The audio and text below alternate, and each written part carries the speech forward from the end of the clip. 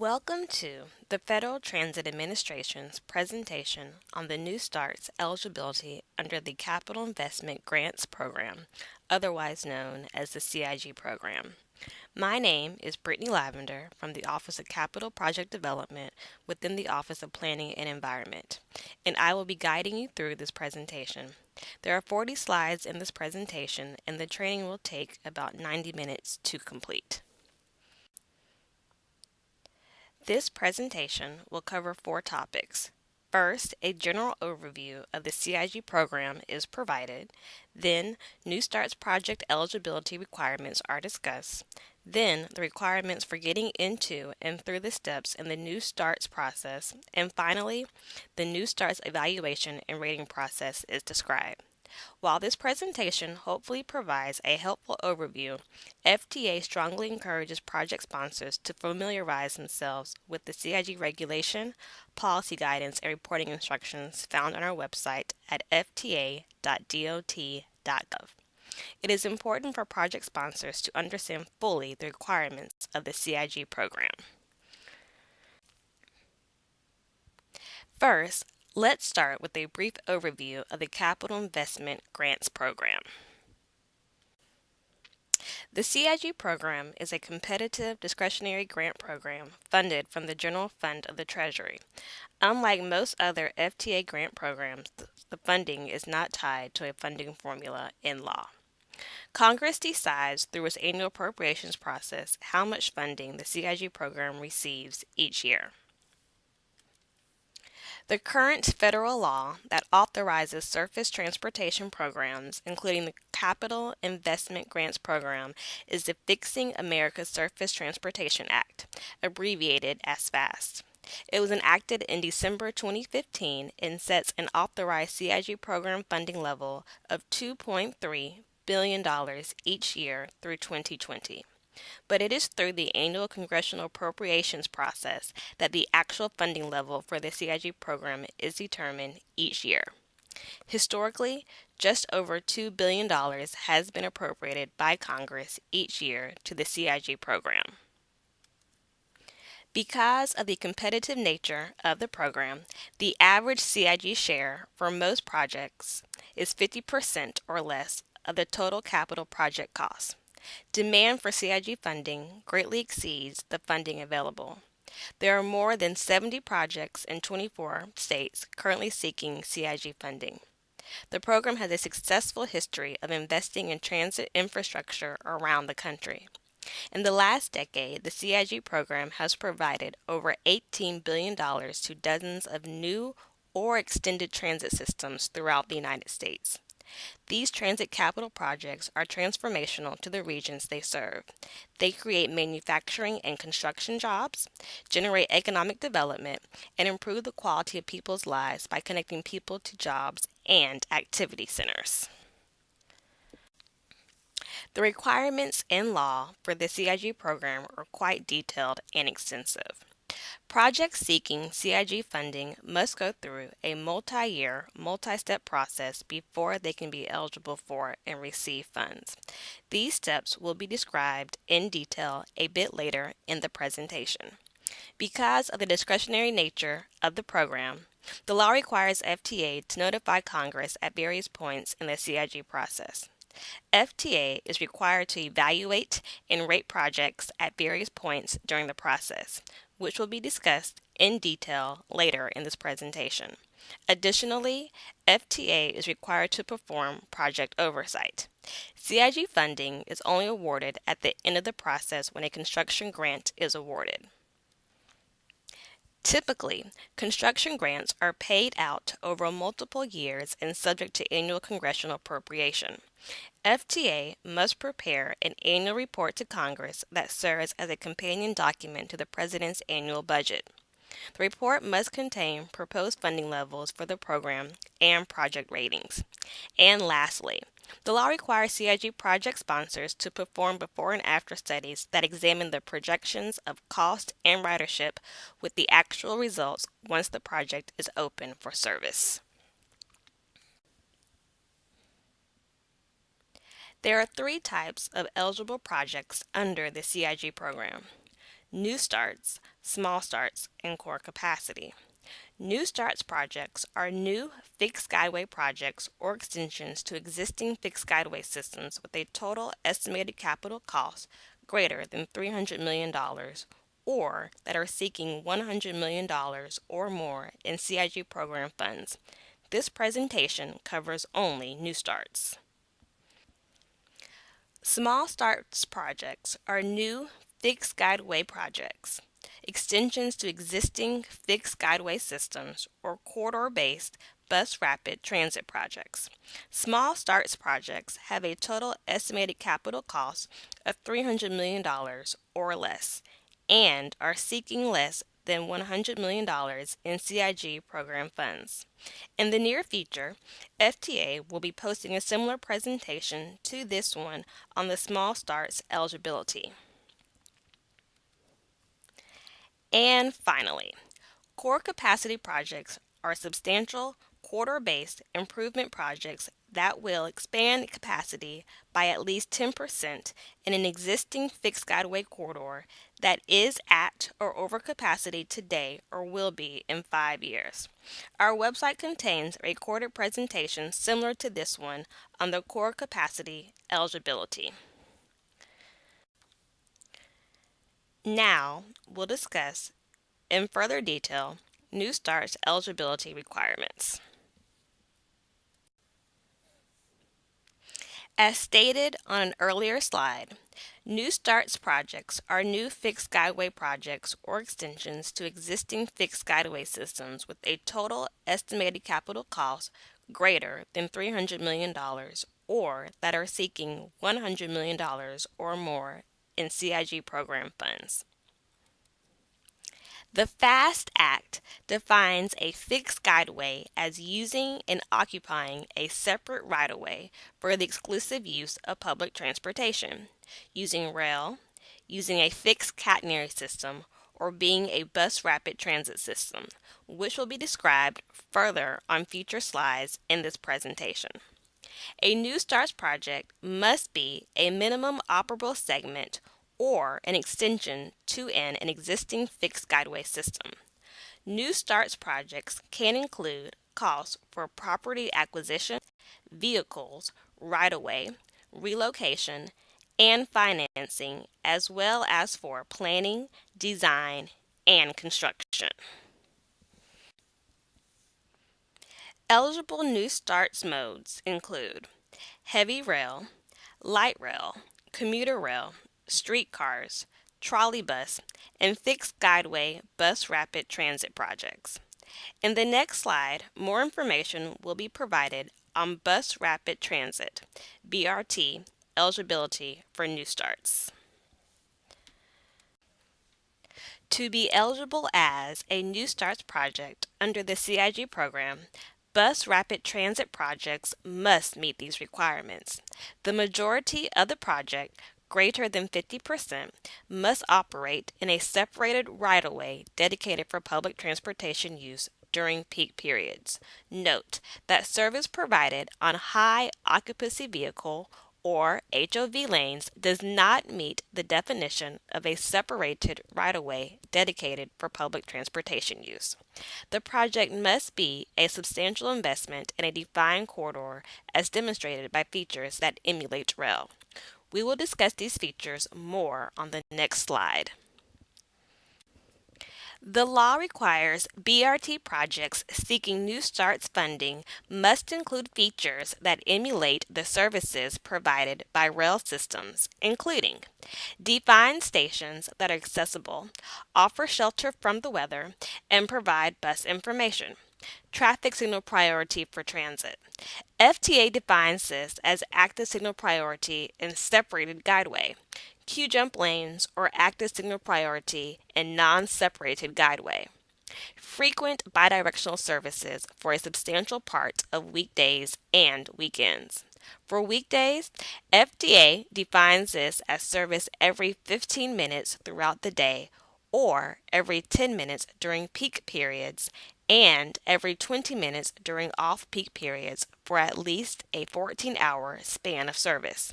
For weekends, FTA defines this as service every 30 minutes for at least a 10-hour span of service. Any other features the Secretary of U.S. DOT may determine is defined as a separate and consistent brand identity to stations and vehicles. Next, we will review the steps for getting into and through the CIG process for New Starts projects. This flowchart displays the 3 steps or phases specified in law that New Starts projects must follow to be eligible for and receive New Starts funds. Project development, abbreviated as PD, engineering, and receipt of a full funding grant agreement, abbreviated as FFGA.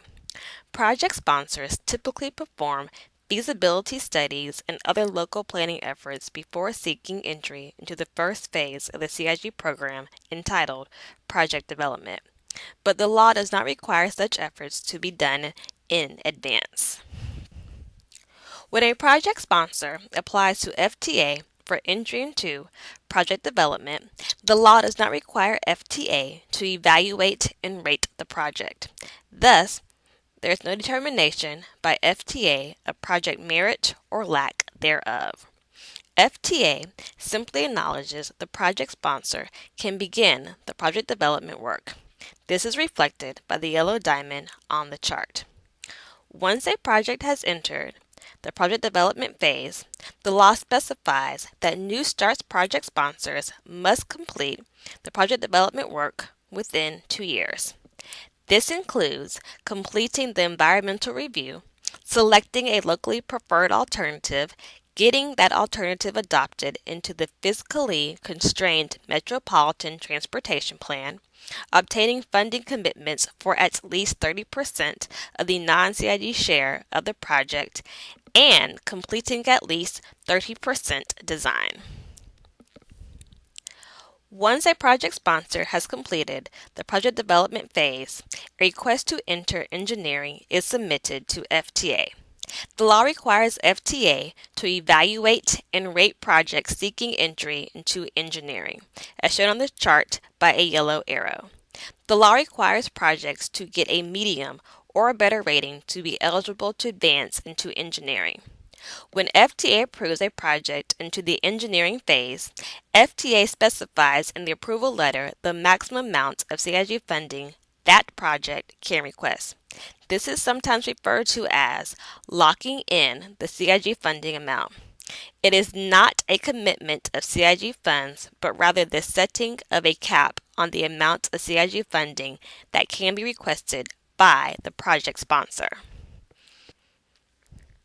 Once approved by FTA into the engineering phase, the project sponsor must gain commitments of all the non-CIG funding for the project, complete design such that a firm and reliable cost, scope, and schedule is developed, and complete all critical third-party agreements that could significantly impact the cost or schedule. For example, with landowners, railroads, utilities, etc. Once a project sponsor has completed the engineering phase, a request for a full funding grant agreement is submitted. The law again requires FTA to evaluate and rate projects seeking an FFGA, as shown on the chart by a yellow arrow. The law requires projects to get a medium or a better rating to be eligible to receive an FFGA.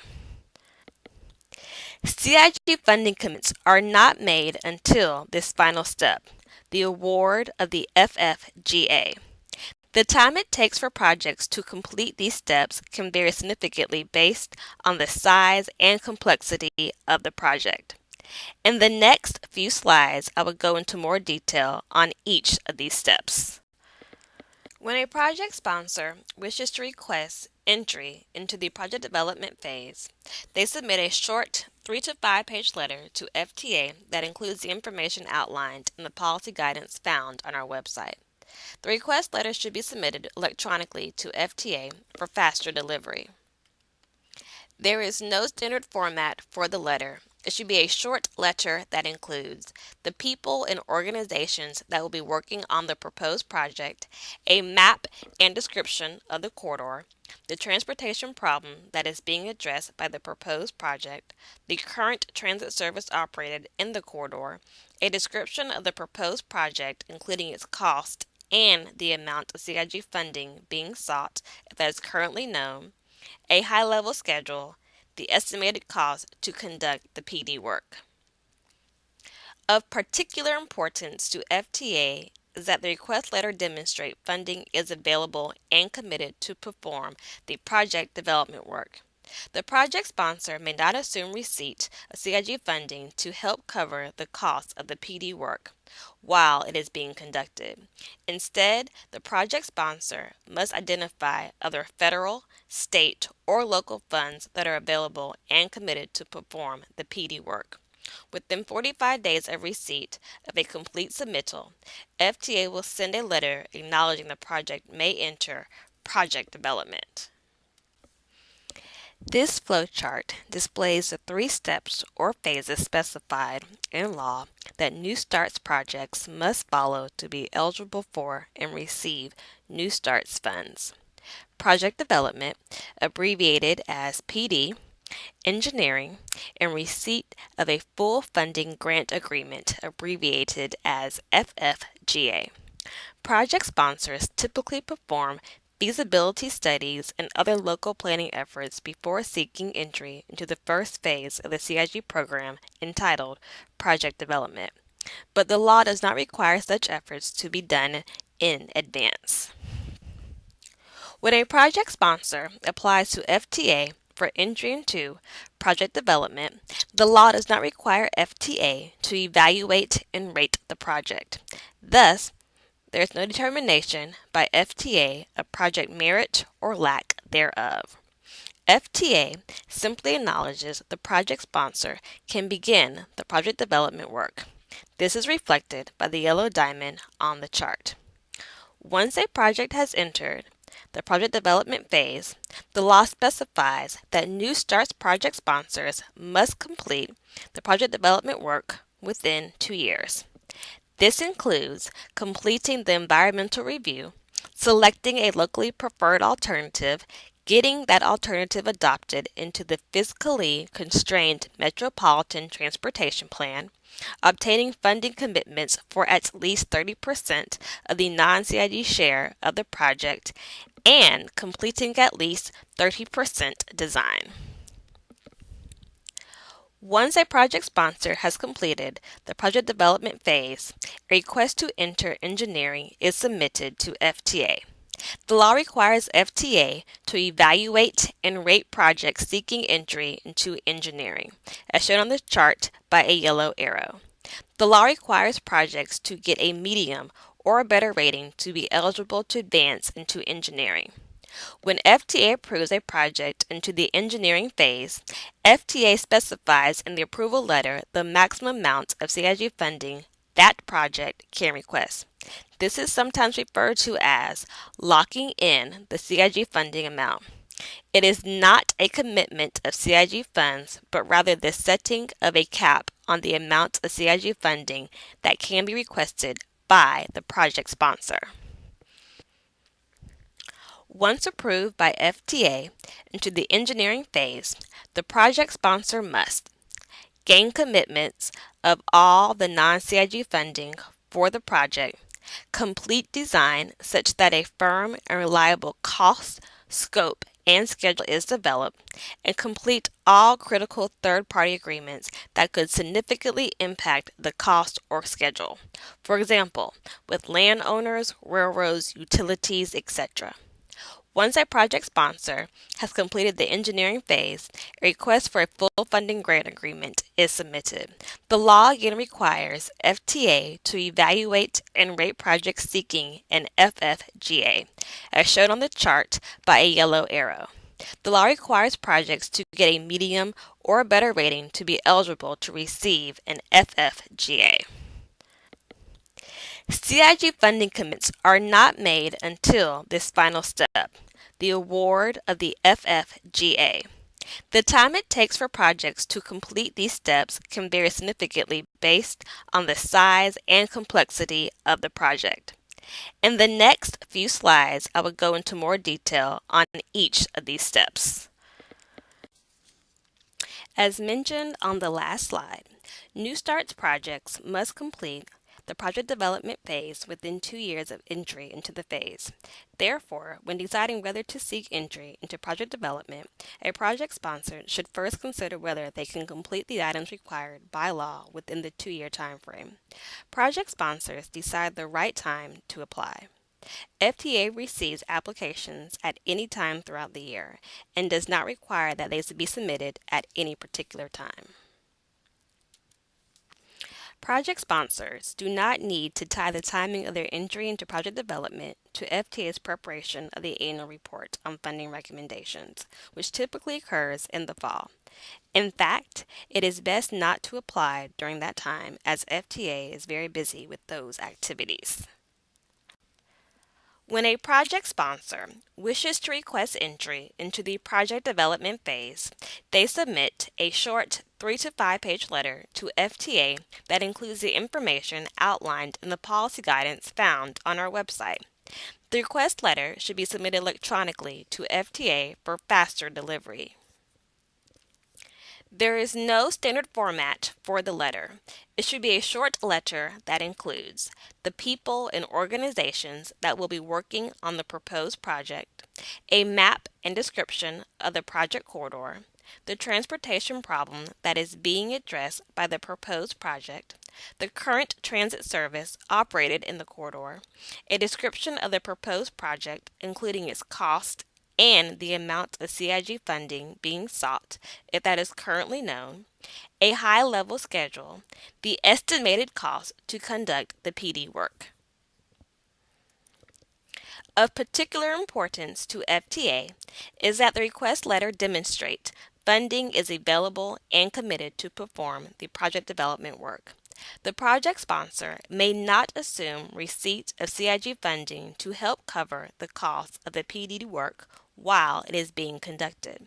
Instead, the project sponsor must identify other federal, state, or local funds that are available and committed to perform the PD work.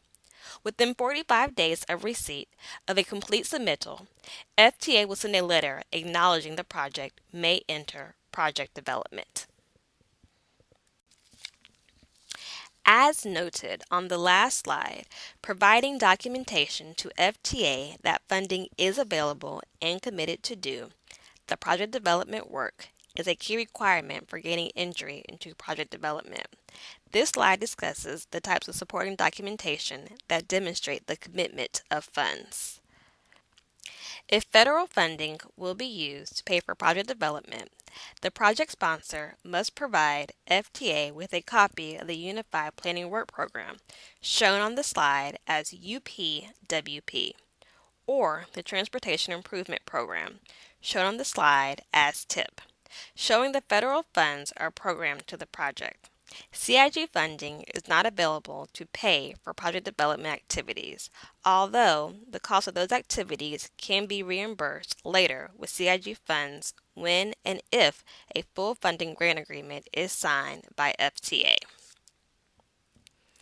If state or local funding will be used to pay for project development, the project sponsor must describe the source or sources being used and provide supporting documentation to FTA showing the commitment of those funds. A statement that there is an intent to commit funds in the future is not sufficient. FTA needs to know that the money exists and is currently approved so that PD activities can begin as soon as the project enters the CIG program. Congressional intent is that these projects will move quickly through the process and complete PD within 2 years. If funding is not already available and committed to do the PD work, it is unlikely to be completed within the 2-year period.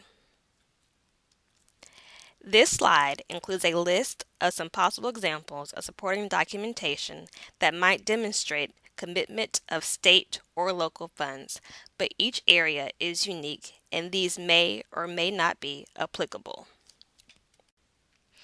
It is important to remember that FTA is not evaluating and rating projects prior to allowing them to enter project development. Thus, entry into project development is not a statement of project merit or an indication that the project will receive CIG funding from FTA in the future. Rather, it simply means that planning for the project can continue by the local project sponsor. FTA strongly discourages project sponsors from touting entry to project development as a major milestone to the press and other local decision makers, as doing so misconstrues the CIG process. Once a project has entered project development, the following activities must be completed within 2 years. Complete the environmental review process as required under the National Environmental Policy Act, NEPA. Select a locally preferred alternative, known as the LPA. Get the LPA adopted in the region's fiscally constrained long range transportation plan. Get the LPA approved in the Metropolitan Planning Organization's Transportation Improvement Program for the engineering and design phase if the project is located in an air quality conformity non-attainment area. Prepare the information needed by FTA to conduct its evaluation and rating of the project. Obtain commitments of at least 30% of the non-CIG funding and complete at least 30% design and engineering work. While 30% design is the minimum level of design that must be completed during PD to gain entry into the engineering phase, FTA allows project sponsors to perform as much design as they wish after the completion of the PD requirements to feel comfortable with the project cost estimate. During PD, project sponsors are encouraged to work with regional and headquarters FTA staff to inform FTA of the progress being made during this phase. Project sponsors should not wait until the last day of the 2 year period to submit information to FTA for evaluation and rating. Sponsors should work closely with FTA throughout PD and especially in the last 6 months leading up to requests to enter engineering. As stated previously, the law specifies project sponsors should complete project development activities within 2 years. The law allows for an extension to the 2 year time frame to be granted at FTA's discretion. The project sponsor should provide FTA with a letter explaining the reasons the extension is needed and a revised schedule for when the PD activities expect to be completed. There is no specific format for the letter, as each situation will be unique. Please note that FTA's policy guidance states that FTA will consider granting extensions on a case-by-case basis and will respond in writing with a decision. Extensions by FTA are expected to be the exception rather than the norm. If a PD extension is not granted by FTA, the project will automatically be withdrawn from PD. Project sponsors must complete the PD requirements before being allowed to apply for entry into the engineering phase. Any work performed after withdrawal from PD and prior to entry into engineering would be ineligible for reimbursement at a future date should FTA ultimately award a full funding grant agreement.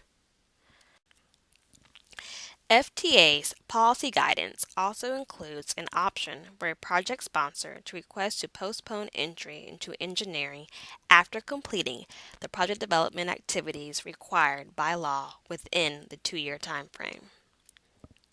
As stated earlier in this presentation, FTA locks in the maximum CIG funding amount, not the share, the actual dollar amount, with its approval of the project into engineering. If a project sponsor completes the project development activities within the 2 year time frame specified in law, but simply wants more time to perform additional design and engineering work to feel comfortable locking in the maximum CIG funding amount, the sponsor may request to postpone entry into engineering. The sponsor submits a letter to FTA with documentation verifying the PD activities have been completed and an estimated schedule for when the project will be ready to advance into engineering. FTA will consider requests to postpone entry into engineering on a case-by-case basis and will respond in writing with a decision.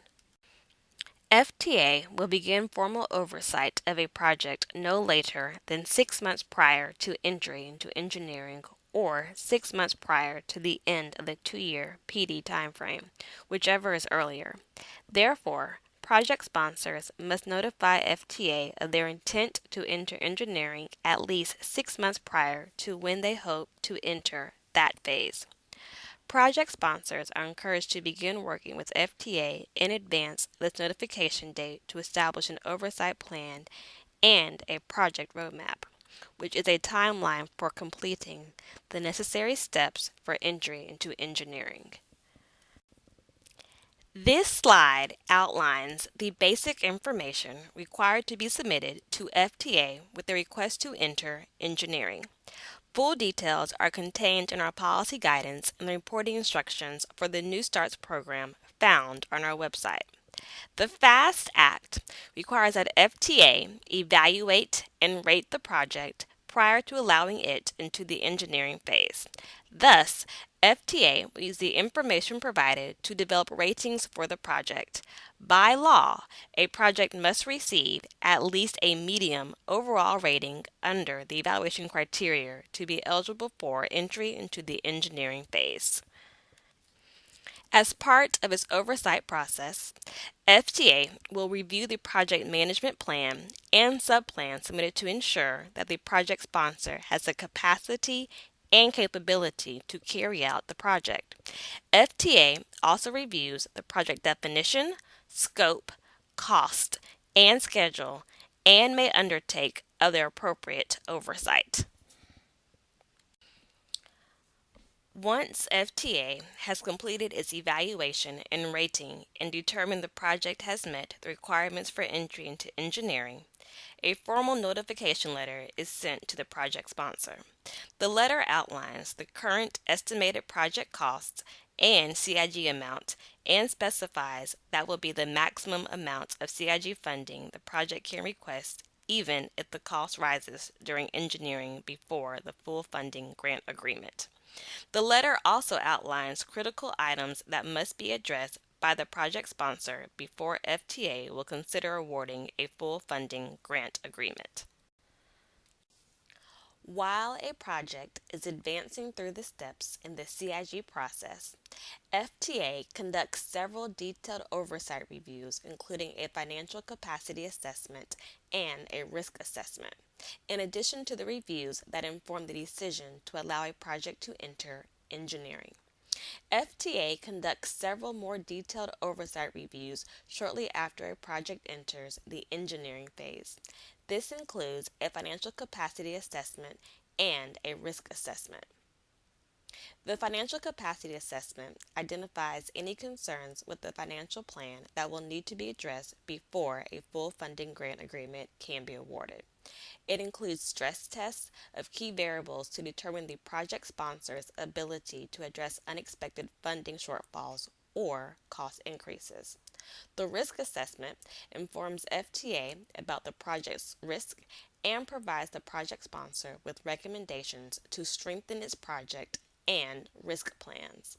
The risk assessment identifies concerns with the project scope, cost, or schedule that need to be addressed prior to award of a full funding grant agreement.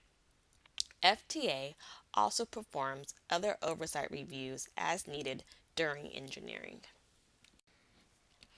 The FAST Act intends for CIG projects to move quickly through the program. In keeping with this intent, FTA's policy guidance specifies that a project sponsor must demonstrate sufficient progress within 3 years of entry into the engineering phase. This does not mean project sponsors must complete the engineering phase within 3 years. FTA defines sufficient progress as obtaining funding commitments for at least 50% of the non-CIG funds and advancing the project design. Projects that do not demonstrate sufficient progress will be withdrawn from the CIG program by FTA. If withdrawn from the program, the project sponsor may apply for re-entry into the engineering phase after gaining the necessary funding commitments and advancing the project design. Any work performed after the project is withdrawn and before it is re-entered into the CIG program will not be reimbursed should a full funding grant agreement eventually be signed. To complete the engineering phase, project sponsors must complete sufficient engineering and design to develop a firm and reliable cost, scope, and schedule for the project, obtain all non-CIG funding commitments, complete all critical third-party agreements, and meet other FTA readiness requirements related to technical capacity and staffing to be eligible for a construction grant agreement. Before a project may receive a full funding grant agreement, it must be recommended for funding in the Annual Report on Funding Recommendations, which is a companion document to the President's budget request to Congress. Thus, when preparing the project schedule, project sponsors should ensure they have a clear understanding of the federal budget cycle and what is required to get a funding recommendation. Typically, FTA requests information in September to evaluate and rate projects wishing to be considered for a funding recommendation in the President's budget that generally gets released in February of the following year. That budget document covers the fiscal year that begins in October following the budget's release in February. Thus, project sponsors submit information for evaluation and rating to FTA roughly 1 year in advance of when they hope to receive appropriations from Congress that can be used to award a full funding grant agreement. Keep in mind that annual congressional appropriations are not always enacted at the beginning of a given fiscal year. In recent years, annual appropriations have often been delayed. In order to receive a funding recommendation in the President's budget, projects must receive at least a medium overall rating. In addition, sufficient design must have been completed so that the project scope, cost, and schedule are considered reliable. Generally, projects must also have at least 50% of the non-CIG funds committed. Including a project as a funding recommendation in the President's budget is a prerogative of the executive branch. Consequently, project sponsors should understand that a funding recommendation is not guaranteed even if the project meets the general guidelines just discussed. Individual project funding recommendations are dependent on the overall CIG program funding level being proposed by the administration for that fiscal year, as well as the number and location of other projects seeking CIG funding at the same time. To receive a full funding grant agreement, a project sponsor must first complete the steps in the CIG process we discussed: project development and engineering. The project must also be evaluated and rated by FTA and receive a medium or better overall rating. Generally speaking, the project must also have been included as a funding recommendation in the President's budget to Congress, since that demonstrates the administration's support of the project. The project must also have CIG funding appropriated by Congress that can be awarded in the FFGA. And importantly, before FTA will sign an FFGA with a project sponsor, all of the non-CIG funding must be committed to the project. All critical third-party agreements must be signed, and the project sponsor must demonstrate to FTA that the project costs, scope, and schedule are reliable and the sponsor has the technical capacity to complete the project. Now, we will discuss the New Start's evaluation and rating process. As required by law, FTA rates New Start's projects on a 5-point scale: low, low, medium high, and high. Projects must receive a medium or better overall rating to advance through the CIG process and receive a full funding grant agreement. At a minimum, New Start's projects are evaluated and rated twice: prior to entry into engineering and prior to receiving a full funding grant agreement.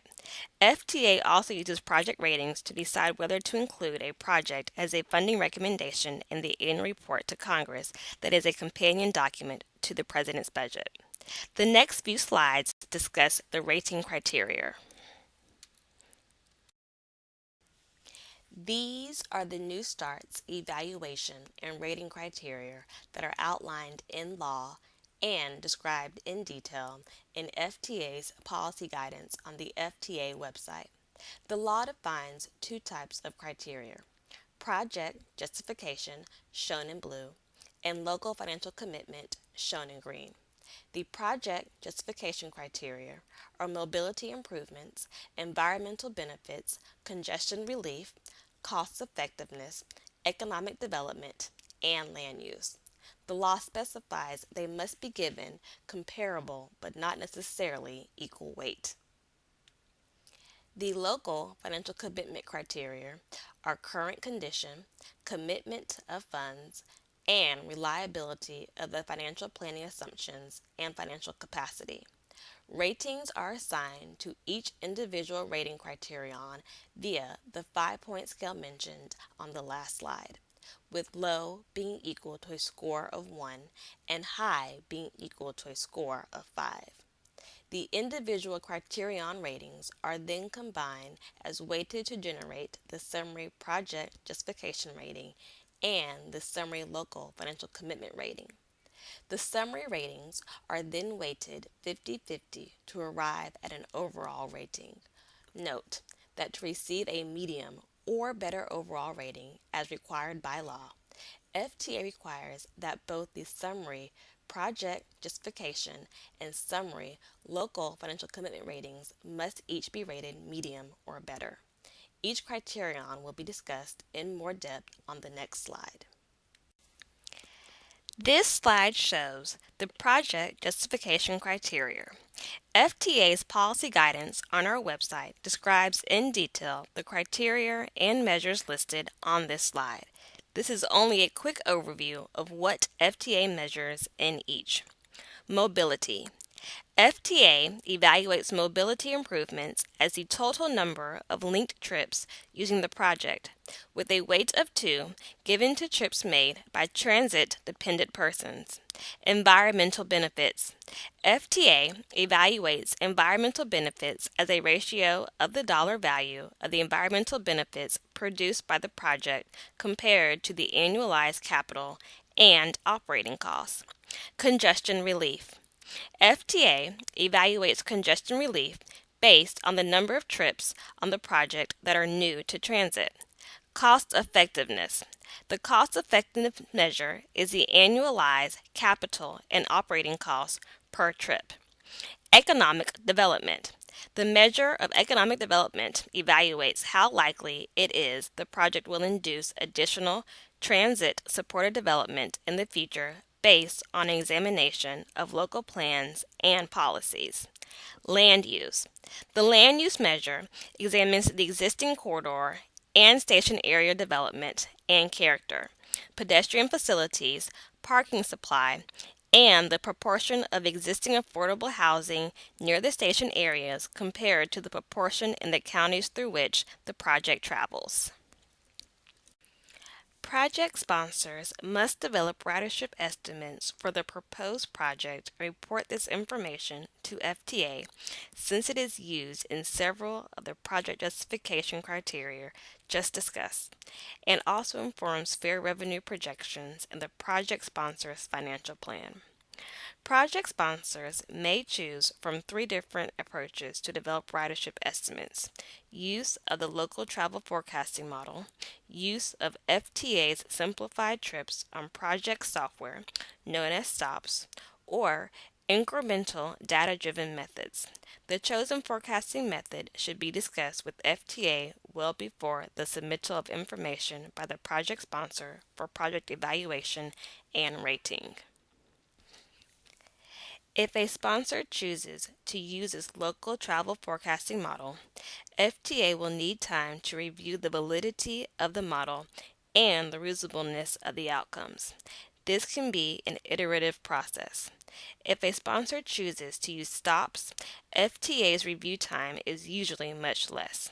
If a sponsor seeks to use an incremental, data driven method, it must be discussed with FTA so that FTA can understand the data available to the project sponsor and its usefulness in estimating trips on the project.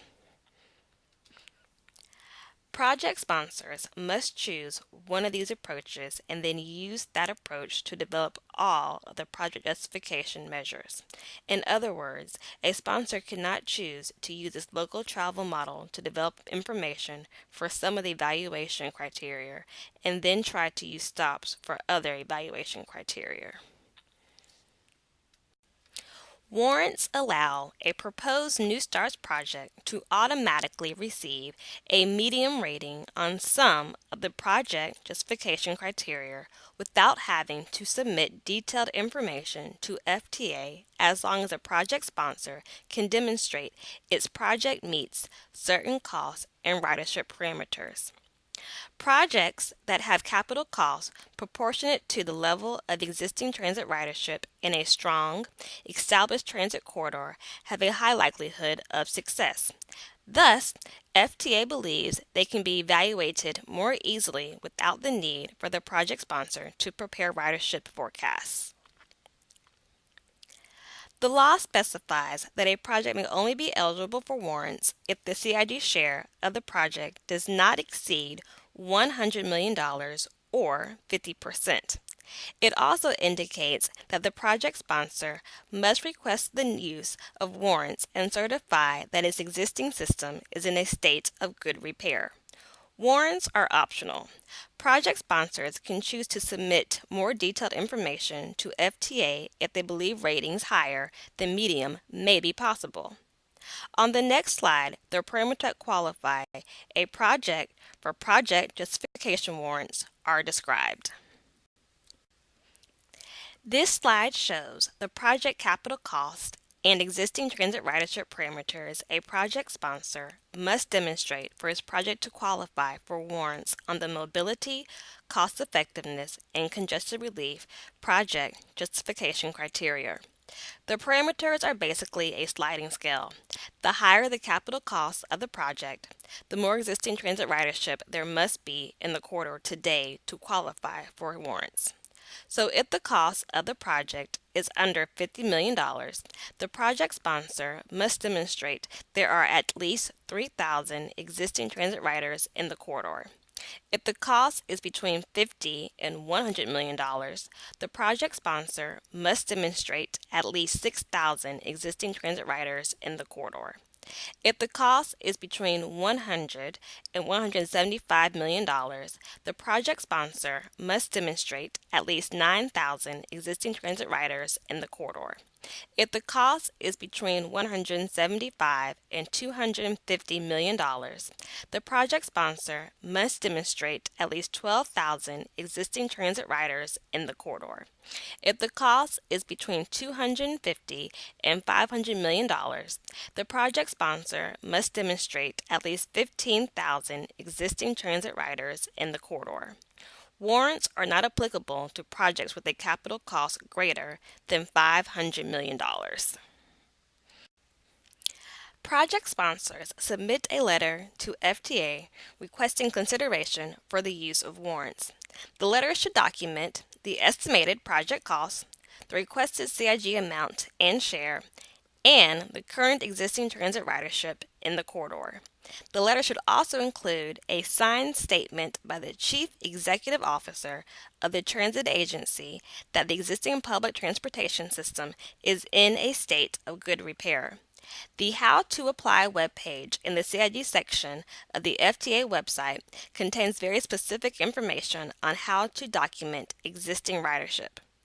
If a project sponsor chooses to be warranted, the project will be warranted for all three of the project justification criteria mentioned on the last slide: mobility improvements, cost effectiveness, and congestion relief.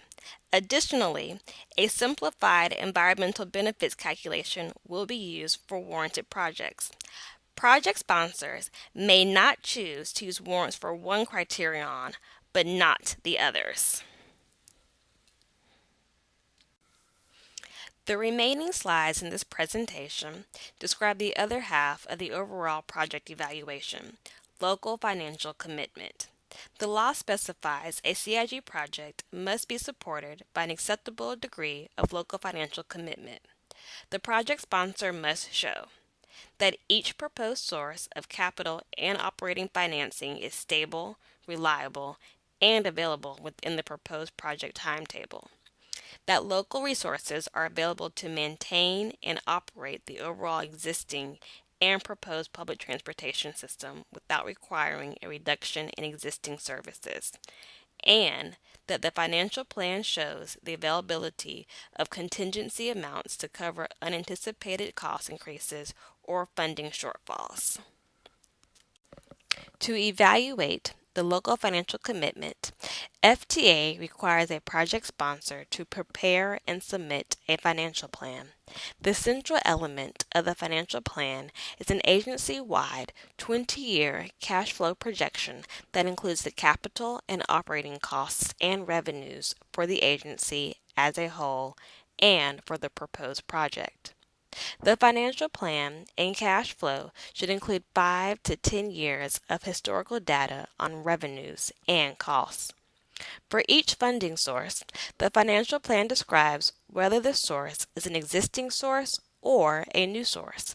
For new funding sources, the plan describes the steps necessary to implement this source and the anticipated date the source will become effective.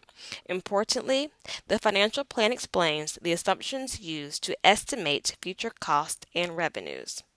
It should demonstrate why those assumptions are reasonable in light of the historical data. Project sponsors should submit supporting documentation such as recent audited financial statements and bond offerings that provide FTA with information on the current financial health of the entity. Lastly, project sponsors should perform stress tests and sensitivity analyses of key variables in their financial plan to demonstrate the ability to cover unanticipated cost overruns or funding shortfalls. For more details on the specific requirements of the financial plan, project sponsors should use a guidance for transit financial plans along with the reporting instructions, both found on FTA's website. In its local financial commitment evaluation and rating process, FTA uses the following criteria. For current condition, FTA looks at the average fleet age, bond ratings, the ratio of current assets to current liabilities, and recent service history, including whether there have been significant cuts in service. FTA places the greatest emphasis on the fleet age and current ratio. For commitment of funds, FTA considers the percentage of funds, both capital and operating, that are committed or budgeted versus those only planned or unspecified. The financial plan assumptions are examined for reasonableness by determining if they are comparable to historical experience. Additionally, FTA examines the reasonableness of the project capital cost estimate, the adequacy of financial plan in meeting state of good repair needs, and the sponsor's financial capacity to withstand unexpected cost increases or funding shortfalls. FTA boost financial ratings if a lower CIG share and/or private contributions are part of the funding plan for a project. More details on this can be found in FTA's policy guidance. This concludes the overview of the New Start's eligibility under the Capital Investment Grants Program. For more information about the program, please visit FTA's website at www.transit.dot.gov or www.fta.dot.gov or contact the Office of Planning and Environment at 202-366-4033.